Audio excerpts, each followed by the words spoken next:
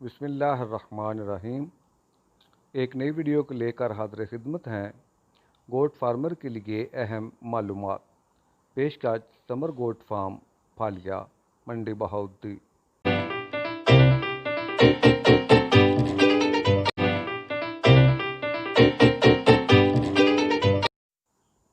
Number 1, पैदाइश से लेकर दूध छुड़ाने की उम्र तक विनिंग एज कहलाती है।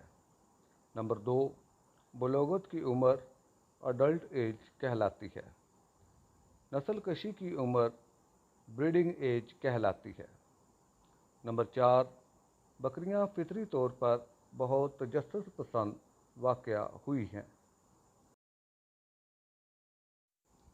तंदुरुस्त बकरी हर वक्त चलती फिरती और चुस्त चलाक नज़र आती है। बकरी बीमारी की हालत में सर नीचा करके बैठ जाती है। बकरी के लिए जायका इस कदर अहम नहीं जिस कदर खुराक में तनोव यानी वैरायटी। बकरी ज़्यादा अरसे तक एक ही किस्म की खुराक नहीं खा सकती। बकरियां आमतौर पर बरमूदा घास, हाथी घास, घनी घास, पंगोला घास और पारा घास पसंद करती हैं। और नंबर 10 पे बकरियां एक दिन में 700 मिलीलीटर पानी इस्तेमाल करती हैं। पाकिस्तान गर्म आबो हवा रखने वाले ममालिक में शुमार होता है, जिसे ट्रॉपिकल कंट्रीज़ कहते हैं। दिन की निस्बत बकरियां रात को 4 गुना पानी कम इस्तेमाल करती हैं। पानी की कमी बकरियों की खुराक पर बहुत असर डालती है। जानवरों के जिस्मानी वज़न या कारकर्दगी का ख्याल करते हुए खुश्क मादे के मेयार का तयन किया गया है, जिसे ड्राई मैटर कहा जाता है।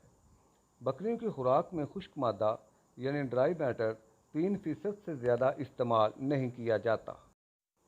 TDN यानी टोटल डाइजेस्टेबल न्यूट्रिएंट्स यानी दी जाने वाली खुराक में हज़म होने वाली खुराक। DE डाइजेस्ट एनर्जी खुराक से काबिल हज़म हासिल होने वाली ताकत। DP से मुराद है डाइजेस्टेबल प्रोटीन, खुराक से हासिल होने वाली काबिल हज़म प्रोटीन।